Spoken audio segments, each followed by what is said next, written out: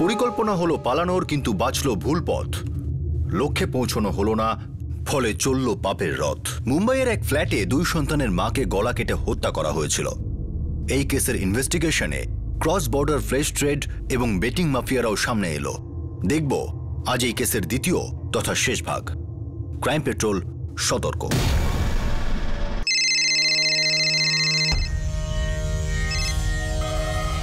সুহানা, বাবলু, কত দূর এলে? 2 দিনের মধ্যে আমি পৌঁছে যাচ্ছি। এজেন্টদের সঙ্গে কথা হয়েছে যারা বর্ডার পার করাবে?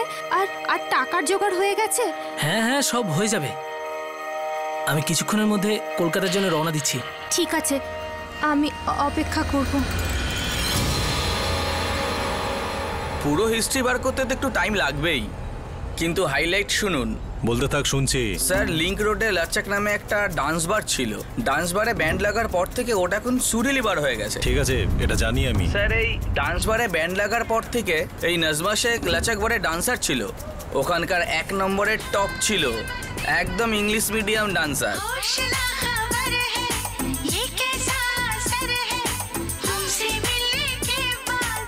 ঠিক আছে, তোর হাইলাইটটা এবার বল। সব ডান্স বারে ব্যান্ড লাগার পর থেকে লাচ্চাক বারের সমস্ত ডান্সাররা কেউ দুবাই, লন্ডন, মালয়েশিয়া চলে গেছে, কিন্তু এই নজমা যায়নি স্যার।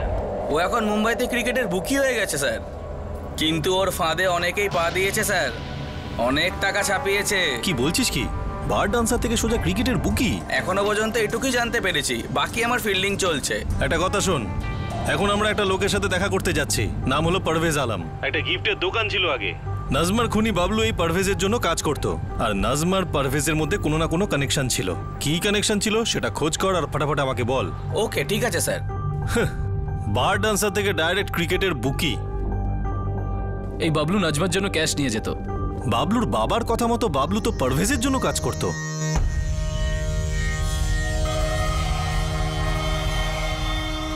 স্যার, পারভেজ আলম।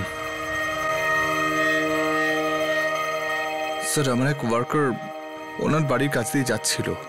ও ওখানকার ওয়াচম্যানকে চিনতো। সেই ওয়াচম্যানই ওকে বলেছে যে বাবলু মার্ডারটা করেছে। আচ্ছা, বাবলু তো তোমার জন্য কাজ করতো। হ্যাঁ। আর বাবলু নাজমা শেখার জন্য কাজ করতো। আর তোমরা দুজন একসাথে কাজ করতে, তুমি আর নাজমা শেখ। আমরা একসাথে ছিলাম। একসাথে ছিলামের মানেটা কি? বিজনেসে পার্টনারশিপ ছিল আমাদের। আমার গিফট আর্টিকেল শপ তো। তোমাদের এই পার্টনারশিপ শুরু কবে হয়েছিল? নাজমা শেখের ডিভোর্সের আগে নাকি? না, ডিভোর্সের পর। উনি আমার গিফট আর্টিকেল শপে আসতেন।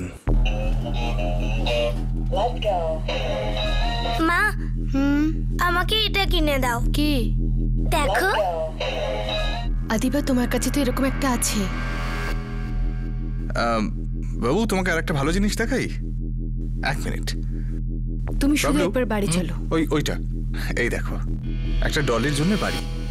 এখানে অনেকগুলো ড্রেস রয়েছে, তুমি নিজের মতন করে চেঞ্জ করতে পারো। হেয়ার ড্রায়ার আছে, টুথব্রাশ আছে, আয়না আছে, এই দেখো আরো কত কি রয়েছে। মা, আমায় এটাই কিনে দাও।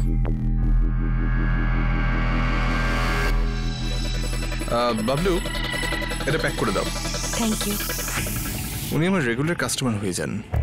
তারপর ওনার কাছ থেকেই জানতে পারি যে উনিও এরকম একটা গিফট আর্টিকেল শপ খুলতে চান। উনি আমার সঙ্গে এসব ব্যাপারে কথা বলতে আসতেন। তাই আমি ওনাকে বলেছিলাম যে আপনি আমার সবাই পার্টনার হয়ে যাচ্ছেন না কেন? তারপর আমরা পার্টনার হয়ে যাই। তারপর মানে আবার কি স্যার? তারপর বাবলু নাজমাকে খুন করে দেয়। মাঝখানে স্টোরিটা কি বাদ হয়ে গেছে? আমি কি করে জানবো যে বাবলু কেন ওনাকে খুন করলো? আসলে স্যার, 2 বছর আগে আমাদের শপটা একটু লসে চলছিল। সেই সময় আমরা দুজনেই সিদ্ধান্ত নিই পার্টনারশিপ থেকে বেরিয়ে আসার। ভালোবেসে? হ্যাঁ, ভালোবেসে পার্টনারশিপটা শেষ করেছিল নাকি ঘৃণায়? বিজনেস পার্টনারশিপ ছিল স্যার, তাতে ভালোবাসা, ঘৃণা এসব আসে কোথা থেকে বলুন? হ্যাঁ, একদম তাই। তারপর তারপর আমার সঙ্গে বাবলুর কোনো কন্ট্যাক্ট ছিল না, আর নাজমার সঙ্গেও নয়। আমি লাস্টে শুনেছিলাম যে বাবলু রিক্সা চালাচ্ছে। আর নাজমা শেখ, ওর সম্বন্ধে লাস্ট কি শুনেছিলে? জানি না স্যার। বাবলু আর ওনার মধ্যে কি ছিল, কি সম্পর্ক ছিল সেটা আমি বলতে পারবো না। তুমি কি এটা জানতে যে এই নাজমা শেখ ক্রিকেটের বুকি আর এই বাবলু তার জন্য ক্যাশ ডেলিভারির কাজ করতো? আমি কি করে জানবো স্যার? কেননা দোকান বন্ধ হয়ে যাওয়ার পর তো আমার সঙ্গে আর কারো যোগাযোগ ছিল না। এই বাবলু এখন কোথায়, কোনো আইডিয়া আছে? 2 বছর আগে পর্যন্ত বাবলু ওর বাবা মার সঙ্গে থাকতো জিংলই নগরের কাছে। তারপর তো আমি জানি না। তুমি তো দেখছি কিছুই জানো না পারভেজ আলম, কেন? আসলে আমি যা জানতাম আমি তো আপনাকে বললাম। ঠিক আছে, যাও, দরকার হলে তোমাকে আবার ডাকবো। ঠিক আছে, খোদা হাফেজ। হয় ও মিথ্যে বলছে, না হলে ও অর্ধেক সত্যি বলছে। 24 ঘন্টা নজর রেখো এর ওপর, ও নিশ্চয়ই ইনভলভড।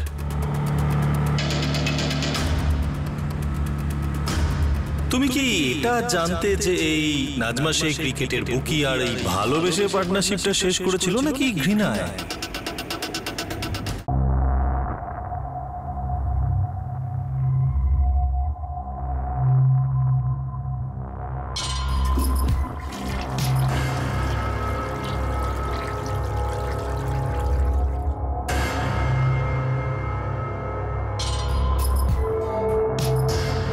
এই সিল্কিটাকে? আরে বাবা, একই প্রশ্ন করে চেঁচাচ্ছ কেন?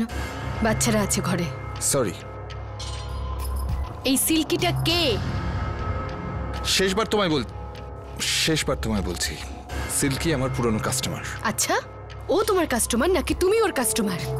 তুমি আমাকে সন্দেহ করা কবে বন্ধ করবে? যখন তুমি একটা সাধারণ ভদ্র সভ্য জীবন কাটানো শুরু করবে। বেটিং করা বুঝি ভালো কাজ? ভদ্রলোকেদের কাজ? আমাকে এর মধ্যে জড়িয়ে ফেলে এখন লেকচার শোনাচ্ছ? 1 মিনিট, লেকচার দিচ্ছি না আমি তোমাকে, ফাইনাল ওয়ার্নিং দিচ্ছি। যতদিন না তুমি এর সাথে এইসব করা বন্ধ করবে, ততদিন আমার ঘরের দরজা বন্ধ থাকবে।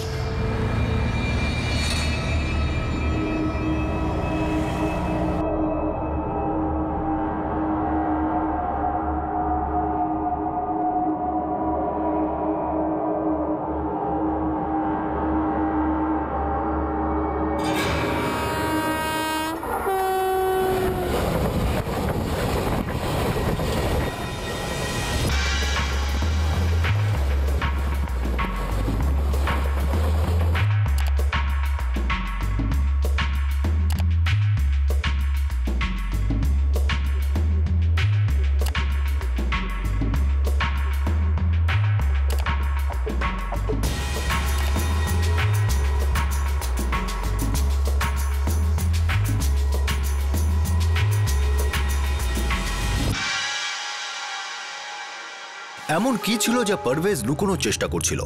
সে কি নিজেকে বাঁচানোর চেষ্টা করছিল? সে কি বাবলুকে বাঁচানোর চেষ্টা করছিল? নাকি এই হত্যার পিছনে তৃতীয় কোনো উদ্দেশ্য ছিল যেটা এখনো সামনে আসেনি? কালকেই ফ্লাইট আছে, তুমি একদম টেনশন করো না মা। হ্যাঁ বাবা আব্দুল, তাড়াতাড়ি আসবি। পুলিশের থেকে নাজমার বডি নিতে হবে, ওকে কবর দিতে হবে। মেয়েদের তোকে এখন প্রয়োজন বাবা। আমি বুঝতে পারছি মা, আমি যত তাড়াতাড়ি সম্ভব যাচ্ছি। আচ্ছা, ওই বাচ্চাদের সাথে কথা বলা যাবে? আমি আদিবাকে বলবো তোকে ফোন করার জন্য। ও এখন আলিয়ার দেখাশোনা করছে। মেয়েটার খুব জ্বর এসেছে। ঠিক আছে মা, আমি পরে ফোন করছি। আল্লাহ হাফিজ। স্যার, নাজমার যে স্বামী ছিল, যার সাথে ওর ডাইভোর্স হয়েছিল, ওর নাম ছিল আব্দুল আজিম। ও ফার্স্ট টাইম নাজমাকে ওই আপনার লাচাকবারে দেখেছিল, আর ওখান থেকে ওদের লাভ স্টোরি শুরু হলো। 1 বছর ধরে ভালোবাসা চলছিল স্যার। তারপরে আব্দুলই প্রপোজ করে দিল। নাজমা ওইদিকে টপ ডান্সার ছিল স্যার, কিন্তু সব ছেড়ে ছুড়ে আব্দুলের সাথে সেটেল হয়ে গেল। 2টো বাচ্চাও হয়েছিল। ওই যে ফ্ল্যাটটা যেখানে মার্ডার হলো, ওইটা আব্দুলই কিনেছিল। সব ঠিকঠাক চলছিল স্যার। তাহলে ক্রিকেট বুকের কেসটা মাঝখানে কোথা থেকে এলো? লাচাকবারে 56 খানার প্রেমিক ছিল স্যার ওর মধ্যে একজন আমাদের এই বড়িপাড়ার বাপ বুকি, সুভাষ গুটকা। ওই নাজমাকে এই লাইনে এন্ট্রি দিয়েছিল।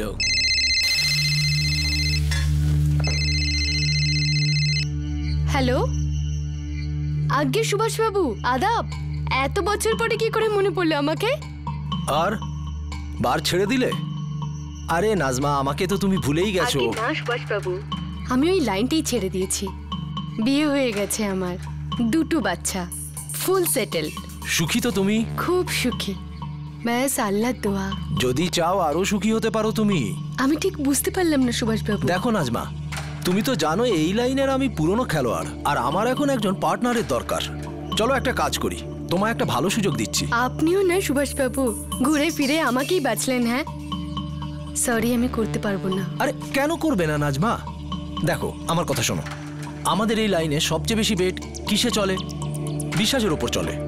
আর সবচেয়ে বেশি বিশ্বাস আমি তোমাকে করি। আরে অনেক বছর ধরে আমি তোমাকে চিনি নাজমা।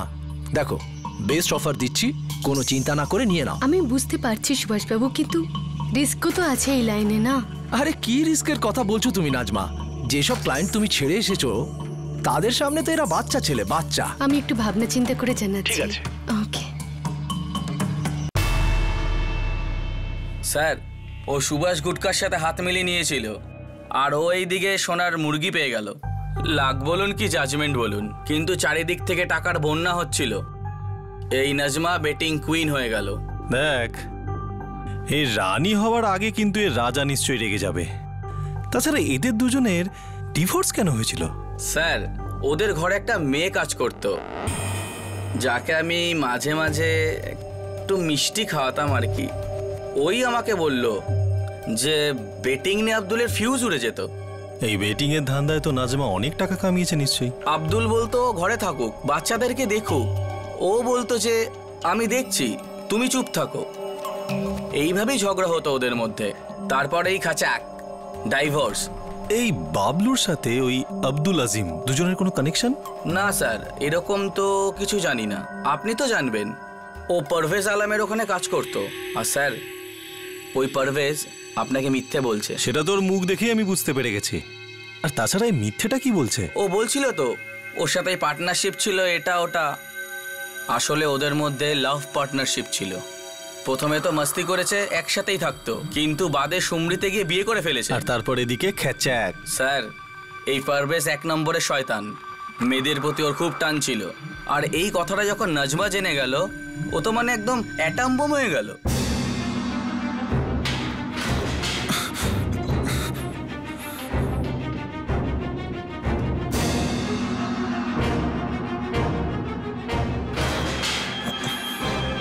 স্যার বস। স্যার আমার কথাটা শুনুন স্যার। আমার এই মার্ডারের সঙ্গে কোনো সম্পর্ক নেই স্যার। সত্যি বলা ছাড়া তোর কাছে আর কোনো রাস্তাও নেই পারভেজ আলম। সত্যিটা বলে ফেল।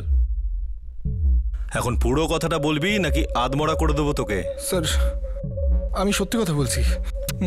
আমি জানি না যে বাবলু ওখানে কেন গিয়েছিল আর ওর নাজমাকে কেন খুন করলো।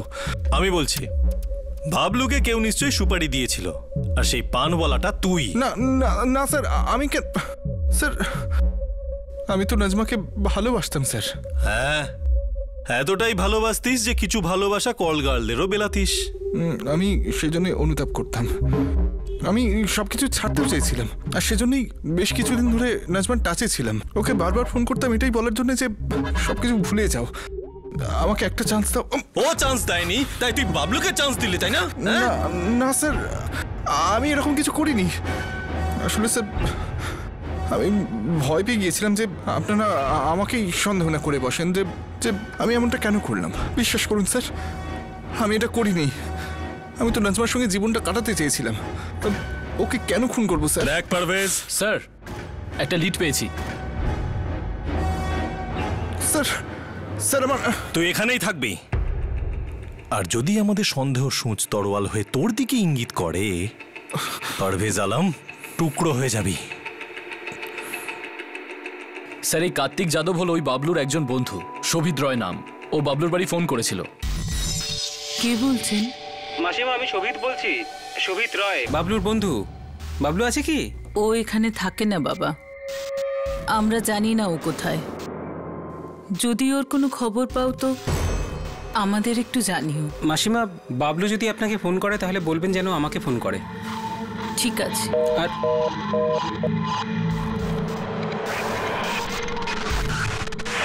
পুলিশকে বলে দেওয়া উচিত যে শোভিত রয়ের বাবলুর জন্য ফোন এসেছিল। বাবলুর বাবা তারপরেই আমাকে ফোন করে। চলো, দেরি হলেও আসার আলো দেখা যাচ্ছে। যদি সব ক্রিমিনালের বাড়ির লোকেরা এরকমই ভাবতো। এই শোভিতের অ্যাড্রেসও পেয়ে গেছি স্যার, এখানেই রেলওয়ে স্টেশনের কাছে। এই রয় নিশ্চয়ই বাবলুর ব্যাপারে কিছু না কিছু জানবে। তুলে নিয়ে আসো ওকে। আরে স্যার, স্যার স্যার আমি কিছু করিনি স্যার। আমাকে কেন ধরে নিয়ে যাচ্ছেন স্যার? আমি গরিব মানুষ, আমাকে কেন ধরে নিয়ে যাচ্ছেন sir? Sir please sir.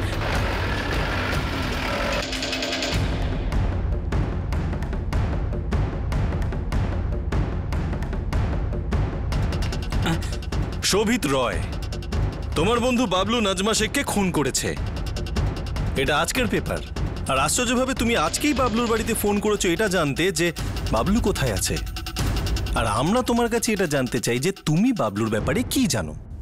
Sir sir শোনো শোনো, কিছু বলার আগে যেটা আমি বলছি সেটা ভালো করে শোনো। এই কথাটা কিন্তু আমি আর বলবো না। যদি তুমি আমাদের এটা বলো যে তুমি বাবলুর ব্যাপারে কিচ্ছু জানো না, তাহলে সেটা আমরা মিথ্যে বলে ধরবো। তারপর তোমার কিমা বানাবো, হাড়গোড় ভাঙবো। এই ব্যাপারটা তো জানো। তারপর তুমি সত্যি বলার জন্য আমাদের কাছে ভিক্ষে চাইবে, আর তখন আমরা ভিক্ষা দেবো না, কারণ ততক্ষণে সত্যিটা আমরা অন্য কোথা থেকে জানতে পেরে যাব। তারপর তুমি আমাদের কোনো কাজেই লাগবে না। কিমা বাসি হয়ে যাবে, আর কিমা যখন বাসি হয়ে যায় তখন সেটাকে তুলে ডাস্টবিনে ফেলে দেওয়া হয়। তাই যা বলবে খুব ভেবে চিনতে বলবে, বুঝেছো? বলো। স্যার আমি জানতাম না যে বাবলু মার্ডারের প্ল্যান করবে স্যার।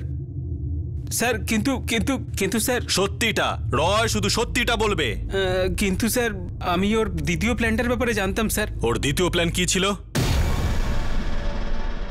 দ্বিতীয় পরিকল্পনা কি ছিল? এই দ্বিতীয় পরিকল্পনা, আর এই পরিকল্পনায় কি পারভেজ আর আব্দুল আজমও যুক্ত? এই পরিকল্পনায় নাজমা শেখও কি যুক্ত ছিল? কার্তিক যাদব ওরফে বাবলুর এই দ্বিতীয় পরিকল্পনায় ইনভেস্টিগেশনের দ্বিতীয় পর্দা খুলল। স্যার আমার বন্ধু বাবলু পারভেজ ভাইয়ের চেলা ছিল। সেদিন দারুণ হয়েছিল, তাই না? কি খবর মুন্না?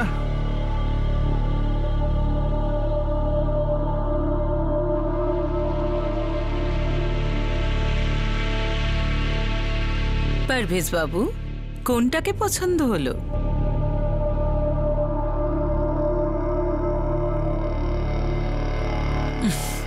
নাগমা, বাবুকে নিয়ে যাও। আরে হ্যাঁ নুরি ভাই, বাবলুকে যেন না খাইয়ে রেখো না।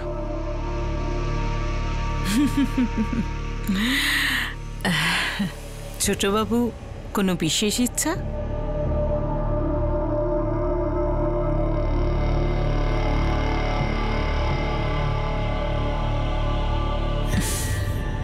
মুস্কান, বাবুকে নিয়ে যাও। স্যার পারভেজ ভাই প্রায় দিনই বাবলুকে ওখানে নিয়ে যেত। পারভেজ ওর মালিক ছিল নাকি নাজমা ওর মালকিন ছিল?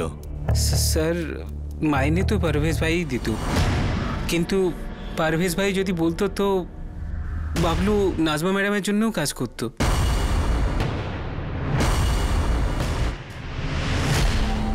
যখন পারভেজ ভাই আর নাজমা ম্যাডাম আলাদা আলাদা হলো তো বাবলুকে কেউই কাজে রাখলো না স্যার। ও একদম একা হয়ে গেছিল।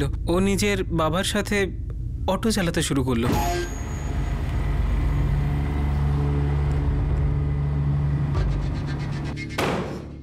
এখন এটা বলো, বাবলু নাজমাকে খুনটা কেন করলো? স্যার স্যার মায়ের দিব্যি স্যার, আমি জানি না স্যার, সত্যি। আচ্ছা, বাবলু আর নাজমার মধ্যে কোনো চক্কর ছিল? স্যার বাবলু কখনো এরকম কিছু বলেনি, কিন্তু ওর ভালোবাসা হয়ে গেছিল সুহানার সঙ্গে। এই সুহানা আবার কে? স্যার বাবলু তারপর পারভেজ ভাই ছাড়াই কোটাতে যেতে শুরু করলো। ওর নেশা ধরে গেছিল, আর ওই মেয়েটা সুহানা ওখানে নতুন নতুন এসেছিল। ওখানেই বাবলুর সাথে ওর প্রেম হয়ে গেছিল স্যার। না, আমি তোমার সাথে পালাতে পারবো না। আমি কারোর সাথে পালাতে পারি না। সুহানা, আমি তোমাকে বিয়ে করব, আমরা নতুন জীবন শুরু করব। না, এই লোকগুলো আমাকে ঠিক খুঁজে বার করবে, মেরে ফেলবে আমাকে। দেখো, ওরা তোমাকে খুঁজে পাবে না। খুঁজে পাবে। আমি এখানের নই, আমি বাংলাদেশের। বাংলাদেশ? তুমি এখানে এলে কি করে? ওদিকে এজেন্ট বলল এখানে মুম্বাইতে কাজ দেবে, এখানে নিয়ে আসলো আর নুরি দিদির কাছে বিক্রি করে দিল।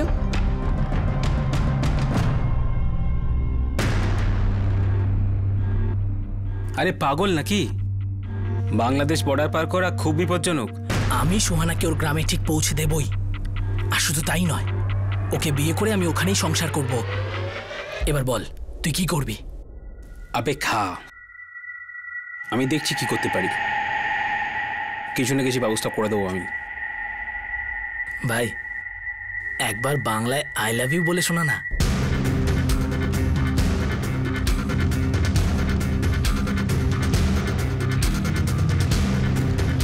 এখন বলো, এত তাড়াহুড়ো করে ডাকলে কেন? সুহানা, তুমি বাড়ি যাচ্ছ বাংলাদেশ। বাংলাদেশ? ওই যে আমার বন্ধু আছে না রয়, ওর বাড়ি তো কলকাতাতে। ও সেই লোকেদেরকে জানে যারা আমাদেরকে বর্ডার পার করাবে, তোমাকে আর আমাকে। তুমিও? হ্যাঁ, তোমাকে বিয়ে করে আমি তোমাদের বাড়িতে ঘর জামাই হয়ে যাব। আমি তো রয়ের থেকে বাংলা শেখাও শুরু করে দিয়েছি। ওই যে কি, আমি তোমাকে ভালো খাসি।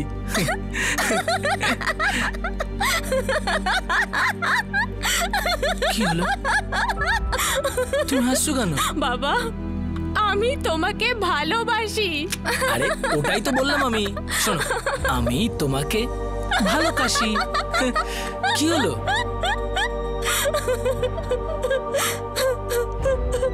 আরে কি হলো, কি হয়েছে তোমার?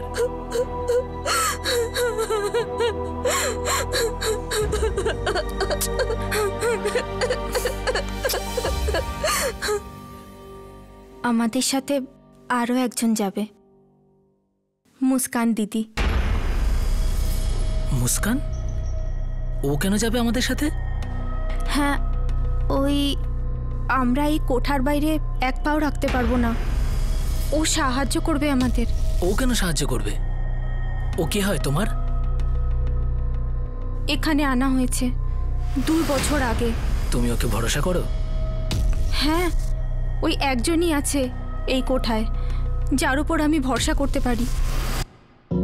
আর আমাকে? একদম না। স্যার, আমি ওদের সাহায্য করেছিলাম স্যার। আমি বাবলু, সুহানা আর মুস্কানকে বাংলাদেশ পাঠিয়েছি। কিভাবে? স্যার, কলকাতাতে এরকম অনেক এজেন্ট আছে, ওরা পয়সা নিয়ে লোকেদের পাঠায় এখান থেকে ওখানে, ওখান থেকে এখানে।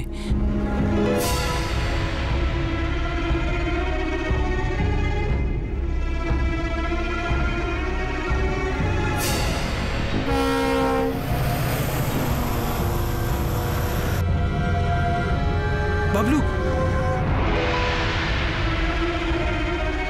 এই নে, কলকাতা পৌঁছেই এই লোকটাকে ফোন করবি, ওকে আমার নাম বলবি, বুঝেছিস? আর এই বাংলাদেশ পর্যন্ত তোদের সঙ্গে যাবে, ঠিক আছে? কোনো ঝামেলা হবে না, ভয় পাওয়ার কোনো কারণ নেই। থ্যাংক ইউ ভাই, থ্যাংক ইউ। আর শোন, হ্যাঁ, আমাকে ফোন করতে থাকবি, সব জায়গা থেকে ফোন করবি, ঠিক আছে? আমি এখন বেরোচ্ছি, না হলে দেরি হয়ে যাবে। থ্যাংক ইউ ভাই, থ্যাংক ইউ। চলো চলো। স্যার, বাবলু, সুহানা আর মুস্কান একদম ভালো করে বাংলাদেশ পৌঁছে গেছিল, কোনো ঝামেলাই হয়নি স্যার। কিন্তু হঠাৎ 4 দিন পরে বাবলু রিটার্ন এলো।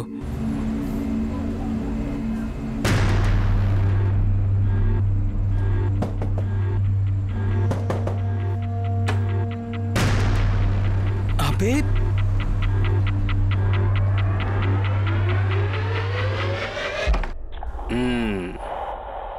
হয়ে গেল না? হয়ে গেল তোর আমি তোমাকে ভালোবাসি? আবে শালা, ও তোকে লাথ মেরে বার করে দিয়েছে না তুই একা পালিয়ে এসেছিস? দুটোই ভুল, আমরা বিয়ে করছি ভাই। তোরা SMS-এ বিয়ে করবি আর হোয়াটসঅ্যাপে সোহাগরাত মানাবি? আর শালা, বাচ্চাটাকে ইমেলে জন্ম দিবি? আরে এই বাবলু, আমি বহুত কষ্ট করেছি রে তোকে ওখানে পাঠানোর জন্য, বহুত খরচা হয়েছে। আমার আরো টাকা চাই, ওদিকে সংসার পাতার জন্য আরো টাকা চাই ভাই। আরে ওখানে থাকতে হলে ওখানেই রোজগার করতিস ভাই, তাহলে ফেরত কেন এলি? হ্যাঁ, 3 দিনের মধ্যে টাকার ব্যবস্থা হয়ে যাবে, ব্যাস। ওই যে তোর লোকটা আছে না, তুই ওকে শুধু বলে দে আমাকে সোমবারের মধ্যে যেন বাংলাদেশে পাঠিয়ে দেয়। দেখ, সব টাকা আমি দিয়ে দেবো, সব টাকা আমি দিয়ে দেবো, তুই শুধু ওকে একটু ফোন করে বলে দে। ভাই, ও আমার শ্বশুর নয় ভাই। আরে আমার তো বিয়েই হয়নি ভাই। কিন্তু ভাই, আমি তো বিয়ে করছি, করে দে না, দে না ভাই, বাস বাস, লাস্ট বার একটা হেল্প করে দে।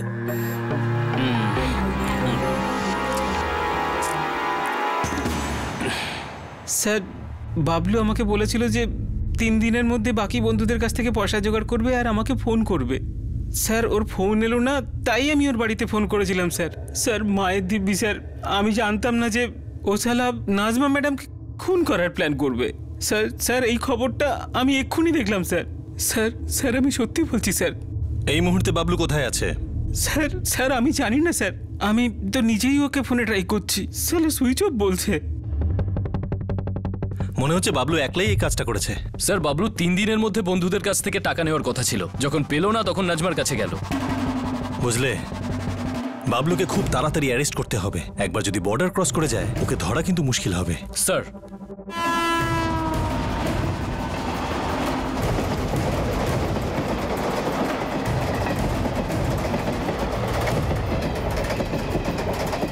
এবারে এই মার্ডার কেসের মোটামুটি সব সূত্রের সামনে এসে গিয়েছে। বাবলু খুব দ্রুততার সঙ্গে তার লক্ষ্যের দিকে এগিয়ে চলেছে। যদি সে বর্ডার ক্রস করে ফেলে তাহলে তাকে খোঁজা, ধরা আর আবারও ইন্ডিয়ায় ফিরিয়ে আনা যথেষ্ট কঠিন আর জটিল বিষয় হয়ে দাঁড়াবে। পুলিশ এই কেস তাড়াতাড়ি ক্লোজ করতে চাইছিল। এখন পুলিশ সময়ের সঙ্গে পাল্লা দিতে শুরু করে। স্যার কালকে মুম্বাই থেকে কলকাতার জন্য 4টে ট্রেন যাচ্ছে। একটা মুম্বাই সিএসটি হাওড়া মেল ভায়া নাগপুর, যেটা রাত 8:35 মিনিটে সিএসটিসি বেরোবে। আর দ্বিতীয়টা হলো সমরসাতা এক্সপ্রেস, এটাও রাত 8:35 মিনিটে এলটিটির জন্য বেরোবে। গীতাঞ্জলিও আছে সিএসটিসি থেকে আগে। হ্যাঁ স্যার। আর একটা হলো শালিমার এক্সপ্রেস, যেটা রাত 10টার সময় রওনা হবে এলটিটি এই থেকে। সবকটা ট্রেনই রাত্রের। বাবলু দুপুরবেলা খুনটা করেছে, মানে ও 4টের মধ্যে যে কোনো একটা ট্রেনে নিশ্চয়ই থাকবে। স্যার মুম্বাই থেকে কলকাতা যেতে অনেক সময় লাগে বাই রোড, আর প্লেনে গেলেও রিস্কি হবে, কারণ ওর কাছে অনেক ক্যাশ আর জুয়েলারি রয়েছে। এই সবকটা ট্রেনেরই হাওড়া পৌঁছাতে কম করে 30 ঘন্টা লাগে। বাবলু কালকে দুপুরে খুনটা করেছে, আর যদি এর মধ্যে কোনো একটা ট্রেনে ও ওঠে, কাল সকালের আগে ও পৌঁছাতে পারবে না। কিন্তু সেটা আমরা পারি। স্যার আগামী 2 ঘন্টায় মুম্বাই থেকে কলকাতার জন্য অনেকগুলো ফ্লাইট রয়েছে। টিকিট বুক করে দাও। কলকাতা পুলিশ, হাওড়া রেলওয়ে পুলিশকেও ইনফর্ম করো। ফটোগ্রাফ পাঠাও, কেস পেপার মেল বা ফ্যাক্স করো তাড়াতাড়ি। Okay sir.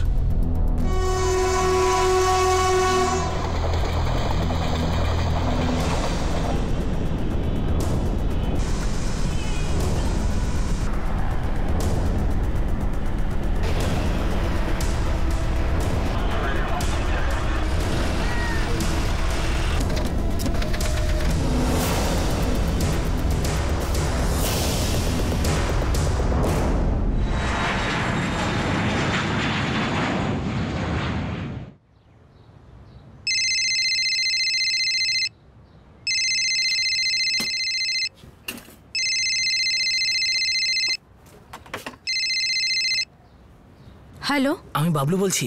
বাবলু কলকাতা পৌঁছে গেছো? না এখনো পৌঁছায়নি, ট্রেন কিছুক্ষণ লেট আছে।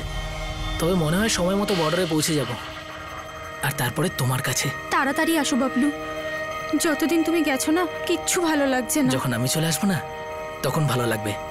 দেখো সবকিছু প্ল্যান করা হয়ে গেছে। আগে আমরা বিয়ে করব, তারপরে ছোট্ট একটা বাড়ি কিনবো। আর আমি ওখানে কোনো না কোনো কাজ জুটিয়ে নেব। আরে বাবা প্রথমে আসো তো, আমার খুব ভয় লাগতেছে। শুধু আরো একটা দিন সোহানা, এই দিনটার জন্য আমাকে অনেক কিছু করতে হয়েছে। ভালো খারাপ যাই হোক না কেন করেছি, এবার সব ঠিক হবে। আচ্ছা শোনো, আমি রাখছি। হ্যাঁ। পুলিশের অনুমান একদম ঠিক প্রমাণিত হলো। বাবলু সত্যি ট্রেনে ছিল, আর পরের দিন হাওড়া স্টেশনে পৌঁছানোর কথা ছিল। কিন্তু ওই 4টে ট্রেনের মধ্যে বাবলু কোন ট্রেনে আছে সেটা কিভাবে জানা যেত?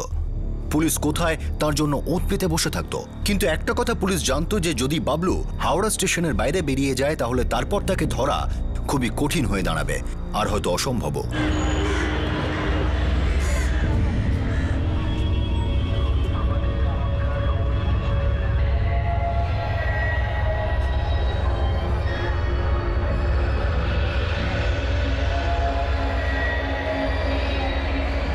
তোমরা সবাই ছড়িয়ে যাও ফার্স্ট। স্যার। যাত্রীগণ দয়া করে শুনুন, মুম্বাই থেকে আসছে গীতাঞ্জলি এক্সপ্রেস এই মুহূর্তে 3 নম্বর প্ল্যাটফর্মে আসবে।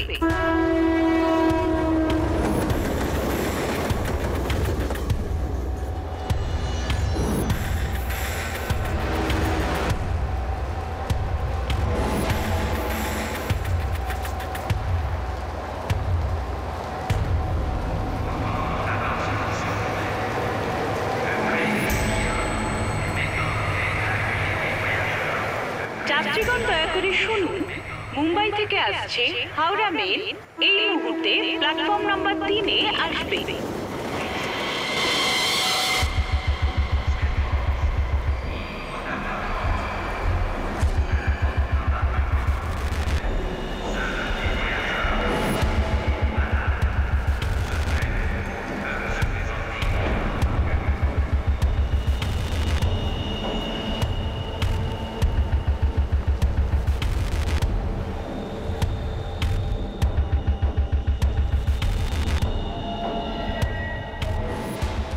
পেলাম না স্যার। দেখো 3টে ট্রেন তো চলে এসেছে, ব্যাস এখন একটাই ট্রেন বাকি আছে, শালিমার এক্সপ্রেস। আধ ঘন্টার মধ্যে ঢুকে যাবে। এই ট্রেনে পাবলুকে পাওয়া যদি যায়। পাবো স্যার, ওয়েট করি। করো।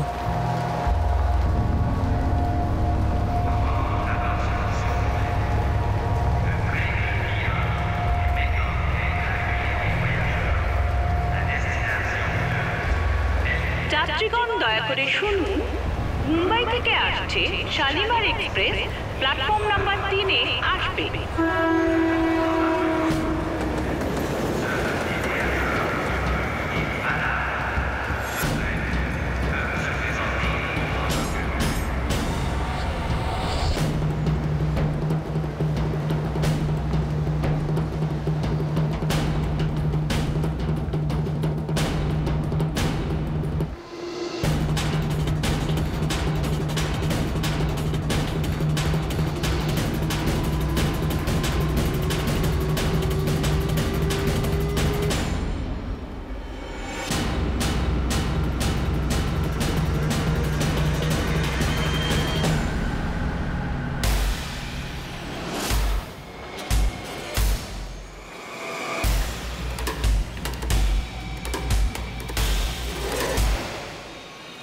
বাবলু, হ্যাঁ বাংলাদেশ ঘুরতে যাবি? চল। আরে স্যার, তোর খেলা শেষ, চল। স্যার স্যার কি করছে স্যার? আমি কিছু করিনি স্যার।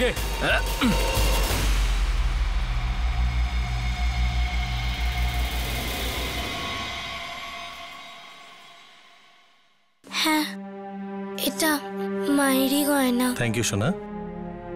আপনারা সবাই বাইরে দাঁড়ান, আমি ডাকছি। হ্যাঁ চলো।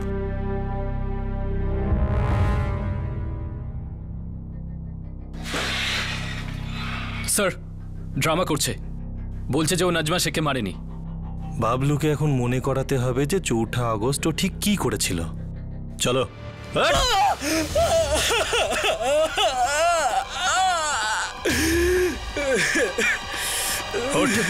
স্যার সবকিছু আমি সত্যি সত্যি বলছি স্যার। সত্যি বলবি, সত্যিটাই বলবি। আমি সত্যি শুনতে ভালোবাসি, খুব ভালোবাসি, বুঝলি? বল। স্যার আমি সোহানাকে বাংলাদেশ পাঠিয়ে দিই। ওখানে গিয়ে জানতে পারলাম যে কাজ পাওয়াটা এতটা সহজ হবে না, আর সংসার পাতার জন্য আরো টাকা চাই। সেই জন্য আমি মুম্বাই ফিরে আসি স্যার, আরো টাকা জোগাড় করতে। এই সব কিছু আমি জানি, এমন কিছু বল যেটা আমি জানি না। আমি যখন মুম্বাই ফিরে আসলাম তখন আমি আমার বাবার কাছে টাকা ধার চাই, কিন্তু বাবা টাকা দেয়নি স্যার। তখন আমি ভাবলাম যে আমি 3 দিন 24 ঘন্টা অটো চালাবো, কিন্তু তাতেও আর কত টাকা হতো স্যার? যাবজ্জীবন বা ফাঁসি তো হতো না। তারপর বল। আমি নাজমা ম্যামের জন্য লাখ লাখ টাকা এদিক ওদিক নিয়ে গেছি। আমি কোনোদিন 1 টাকাও মানিনি স্যার। আমি সব সময় নিজের কাজ সততার সাথে করেছি স্যার, কিন্তু যখন আমি ওনার কাছে টাকা চাইলাম উনি দিতে রাজি হলেন না। তাই ওকে তুই খুন করে দিলি? বাস হয়ে গেল স্যার, ভুল করে ফেলেছি স্যার। করে ফেললি? কি দিয়ে করলি খুন? ছুরি দিয়ে। বাবলু, বাবলু।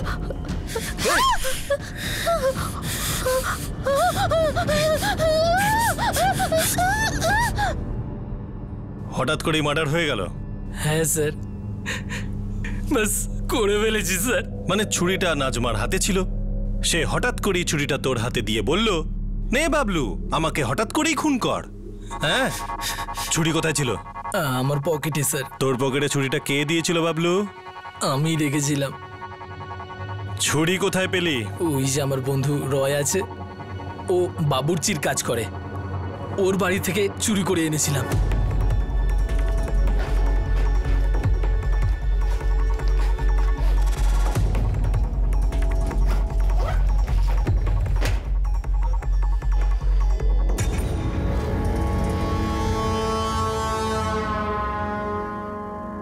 ছুরি নিয়ে পকেটে ঢুকিয়ে নাজমার ফ্ল্যাটে চলে গেলি। হাত ছড়া, হাত ছড়া। পুরো প্ল্যানিং করে তুই নাজমার ফ্ল্যাটে গেছিলি। তুই প্রথম থেকেই জানতিস তুই ওকে মারতে যাচ্ছিস। চুরি তো শুধু ভয় দেখানোর জন্য নিয়ে গিয়েছিলাম, সত্যি বলছি।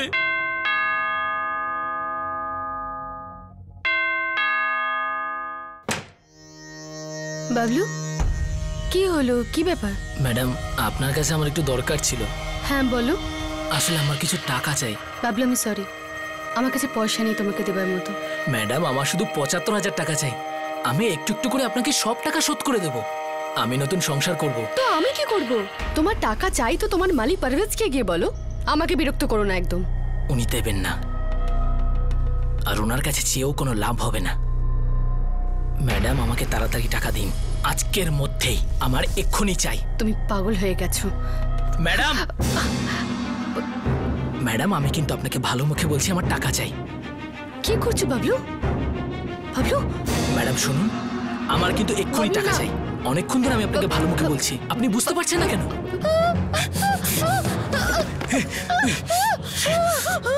আমি আপনাকে বললাম না আমাকে টাকা দিন, কিন্তু আপনি শুনলেন না। না শুনলেন না?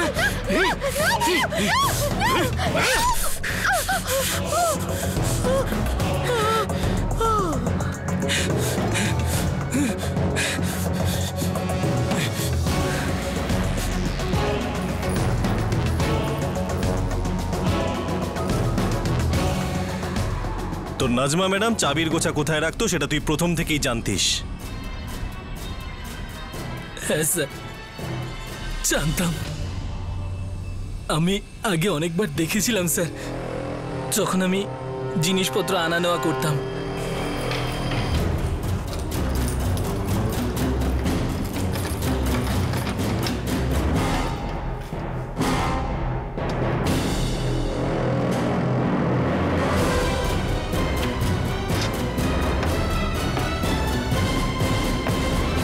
দিদি, মা নিজের নেল পালিশ আবার মেঝেতে ফেলেছে।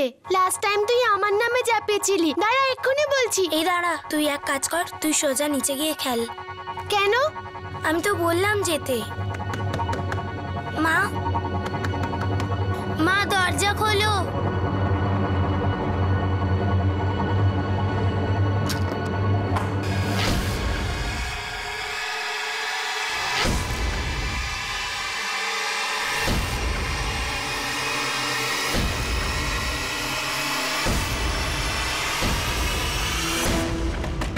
দরজাটা খোল বলছি, না হলে আমি দরজা ভেঙে দেব। খোল।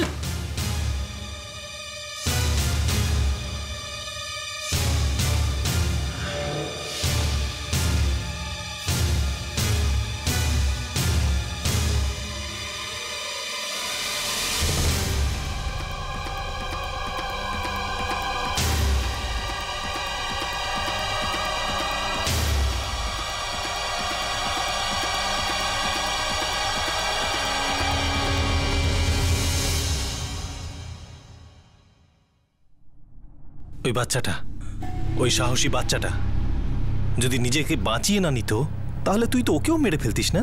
হঠাৎ করে কেটে ফেলতিস না ওকে? আর ওই আরেকটা বাচ্চা, ওকেও তো মেরে ফেলতিস।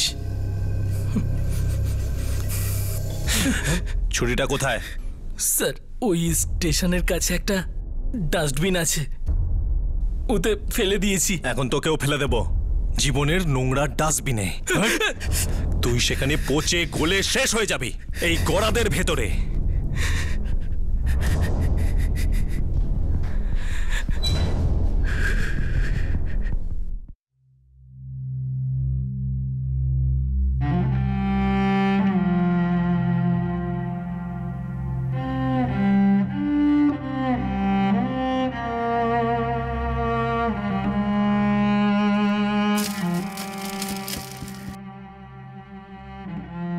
দেখো বাবা, তোমার মায়ের সাথে যা কিছু হয়েছে তার জন্য সরি। এরকমটা হওয়া উচিত ছিল না, কিন্তু তুমি খুবই বুদ্ধিমত্তার পরিচয় দিয়েছ। তোমার সাহসিকতায় আমরা বিস্মিত, গর্বিত। তুমি শুধু তোমার ছোট বোনকে নিচে পাঠিয়ে দাওনি, বরং তুমি নিজে ঘরে লুকিয়ে থেকে তোমার পাপাকে ফোন করে ইনফর্ম করেছো। এটা খুবই বুদ্ধি আর সাহসিকতার পরিচয়। You are a brave girl. Thank you uncle. আমি আমার দুটো বাচ্চাকে নিয়ে দুবাই যাচ্ছি স্যার। এখানে ওরা ওদের মাকে খুব মিস করবে। আমি ভয়ঙ্কর শক থেকে অনেক দূরে নিয়ে যাচ্ছি ওদের। হয়তো সময়ই আপনাকে সাহায্য করবে। All the best. Thank you inspector.